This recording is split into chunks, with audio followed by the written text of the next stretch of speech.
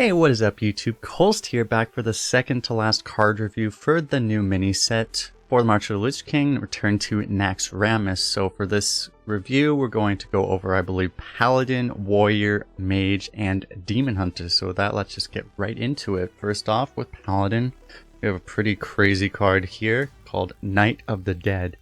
3 mana, 5/5. That's how you know it's real. Battlecry, deal 5 damage to your hero, but Mana Thirst 7, restore 5 health to your hero instead. So getting like basically more stats than you're supposed to for a certain amount of mana is not new, right? There have been other cards like the 4 mana 5/7 with the Death Rattle deal 5, you know, Pit Lord used to be a thing. But I mean, compared to a lot of those, if you compare it directly, this is really good. Because, I mean, you compare this even to, like, Bloody Knight, for example, right? This is a 3 mana 4/5. You don't take 5 immediately, but you might take, you know, 6, 8, even 10 damage from this guy. And early on played, it might stick for a while, so you often will, but the critical thing about this is that if you get such early stats, you don't really care because you're not going to take any other sources of damage, so it's fine. So even without the Mana Thirst, this would be a very good card, but this has the additional benefit that starting on turn 7, it's also just healing you and also giving you, you know, still way more stats than you're supposed to get. So it's just a crazy, crazy card. You can just imagine that there's going to be sometimes you don't quite draw it by turn 3, and then, you know, turn 5, turn 6, you're like, oh, I really want these stats, but I just don't really want to pay the health right now, and it might be a little awkward to have to wait. But in any case, the point is 9 out of 10 times this is just a crazy, crazy card, so you're going to be picking a lot, you're going to be seeing a lot. It's a common, so it's going to be a pretty defining card for Paladin. But now let's move on to the next card reveal for Paladin. Goldwing, 4 mana 3/5 mech dragon with rush and battlecry. If you're holding a mech, gain Wind Fury. So this is kind of a weird one because there weren't really that many mechs. There aren't that many mechs in standard. They were pretty much all printed in Sunken City. Like, there's a handful of one. There's some really good ones for Paladin, but a lot of the time you're just not gonna have a mech, right? And this is if it's a 4 mana 3/5 rush, it's fine, right? A lot of times the Wind Fury is frankly not going to be that big of a difference, but it creates a threat for, you know, your Paladins. You might be able to buff it, give it Divine Shield, all these things. So overall, you'll pick it sometimes, but a lot of times it's just kind of mid, basically, as I think the kids would say.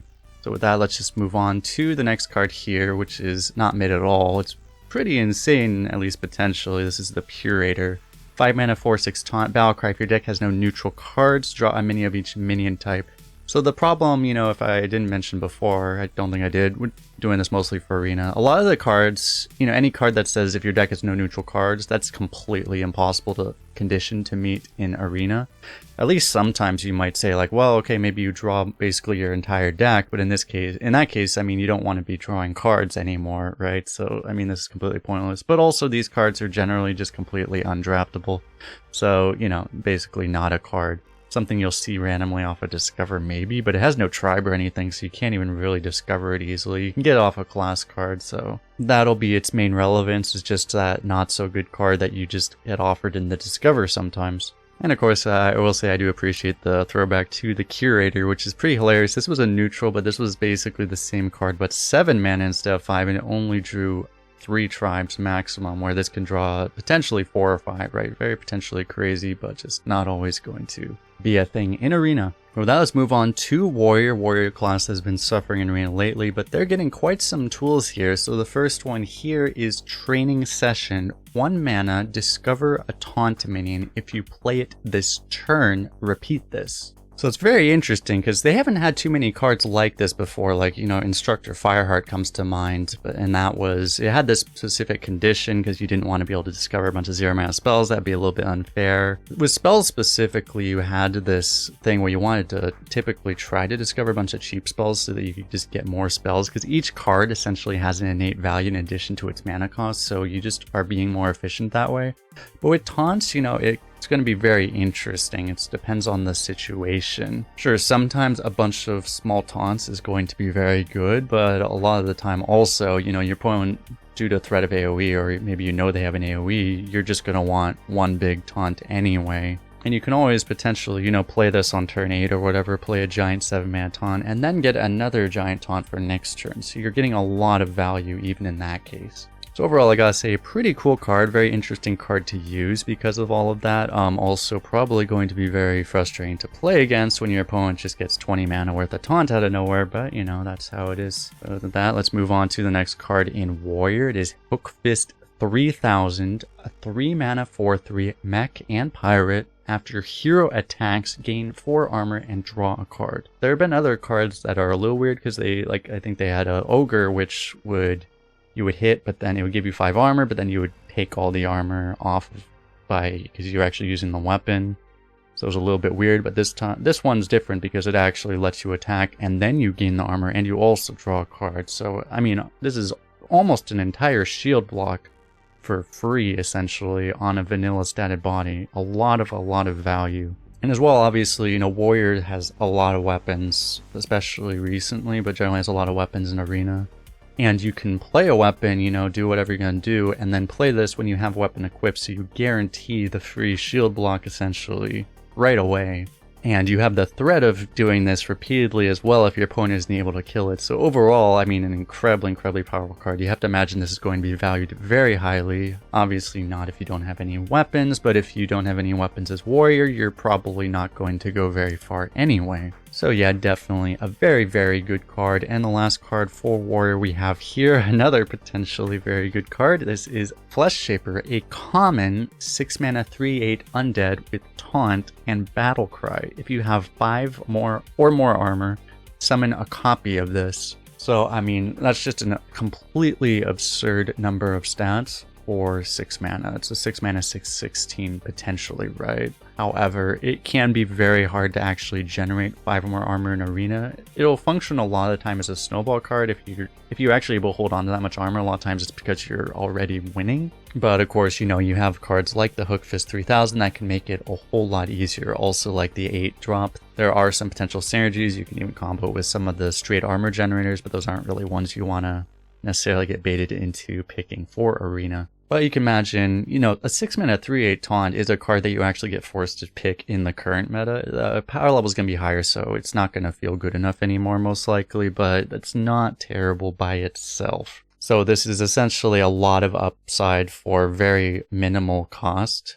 And someone might say, like, you know, you compare to like Best in Shell. Best in Shell is not the most insane card ever, but this is, and it even has tradable, right? But keep in mind that if you have a really high health, low attack body, then just giving it like an extra point of attack actually makes it a really big difference, just allowing it to just kill a lot of little things that might otherwise, or be able to value trade it. So this is one of those cards that's really going to be able to potentially seal the victory for a Warrior. However, unless you do happen to have some of the synergy, you probably just don't want to value it too highly because you actually just don't expect to generate this much armor that often. I will say it'll be something you're going to want to be thinking about, you know, if you're making some of these face or trade decisions, if knocking off some of that armor is going to be a real thing. But with that, let's move on to Mage. So as the other classes, Mage has 3 cards. The first one here being Spectral Trainee, a 3 mana 1/4 undead. Very weak stats for its cost. But with the effect, after you cast a spell, deal 1 damage to all enemy minions. So critical that it does not go face. You're not just gonna, you know, set off some kind of infinite spell Exodia turn where you kill your opponent somehow. But you might get to clear their board. So overall, I mean, this is one of those things where, okay, it sounds really nice, but in Arena, how often are you actually going to have a bunch of really cheap spells to combo with this? It's just not that likely. Not entirely impossible, right? But generally speaking, this kind of effect just isn't going to be better than just having, you know, good stats to play on curve, essentially, or just other things that are easier to pull off. So overall, something that you might be able to pull off in very rare cases, but just generally not a great card for Arena. Let's move on to the next card in Mage, which is a better card for Arena for sure. This is Whirlweaver, a 3 mana 4/3 Elemental Naga. Battlecry, if you cast a spell last turn, discover an Elemental. Playing a spell just last turn, it's a little bit weird sometimes having to plan when you're gonna actually want to play this to, you know, time the spell, since spells are situational, but overall not a hard effect. You can always, for example, if you have a spider tank and this, coin a spider tank and then play this the next turn, right? But in any case, a 3-mana 4/3 semi-draftable, a 3-mana 4/3 with Discover, generally pretty broken. And how good are elementals exactly? In Mage, there actually are not that many great elementals. There's a little bit of value you can get, but the big ones you're really going to be going for here are these three right here. Primordial Protector for a whole lot of value, Localar, and Neptulon. Assuming these are all in rotation, we know it's a standard rotation. We don't know exactly which cards can be in, so these might not all be in, but these are going to be what you're looking for, basically. There's something like 20 of them, so you have... That's going to put you at, I don't know exactly, but roughly like a 30% chance of hitting one of those. So yeah, this is a potential win condition. It's just not always going to work, but yeah. Otherwise, there's a lot of decent elementals too. It's not like you're going to roll completely dead if you miss, but you know, that's what you're looking for off of this. Overall, again, a pretty good card because you can always activate it with coin half the time at least, and then, you know, if you're a mage without spells, you probably have greater issues, so you're going to assume you can activate this, and then this will be, you know, something you'll be very glad to have at least 30% of the time. But with that, let's move on to the last card in Mage, which is quite an interesting one. This one is called Tear Reality, a 4-mana common, by the way, arcane spell. Add 2 random mage spells from the past to your hand. They cost 2 less. So this is pretty much the card, the ultimate card. I mean, not compared to like Puzzle Box, which, by the way, you can get off of this. But the ultimate card where you're just putting your hands up and just say, okay, random RNG, please win the game for me. Because, I mean, there's so much variance on this. You can, again, get something like Puzzle Box, Power Creation, some really good spells. But you can also get useless garbage, which might not even cost 2, so you're not even getting the discount. In theory, right, this is 0 mana, draw 2 spells, right? Which, you know, again, can be very good, but it can also just completely whiff. Just very random, because a lot of secrets and all stuff too just isn't good. The risk is there because if you spend 4 mana, especially if you spend your turn 4 doing this and you just don't get anything good, it's going to lose you the game very often. That's just going to be too much of a tempo deficit. So it's a risky card, but very high risk, high reward. So unless you were to crunch a bunch of numbers, it's hard to say exactly how good this is. I bet this will be decent, objectively, power level wise, but again, like, as a good player, you don't necessarily want to introduce that level of variance into your games. But you know, people will for fun, and you'll be seeing it all over the place. So expect that to be a thing. But with that, that is it for Mage. So let's move on to the last class of this card review, which is Calamity's Grasp, a 1-mana 1/2 weapon, Death Rattle. Add a random outcast card to your hand. Very familiar looking because there was very recently, and probably will be in rotation again, the 1-mana 1/2 weapon that draws a Death Rattle from your deck. And that was a pretty good card because, you know, it's conditional in that you need to have a Death Rattle, but usually you do, right? So that usually wasn't a problem. But sometimes it was.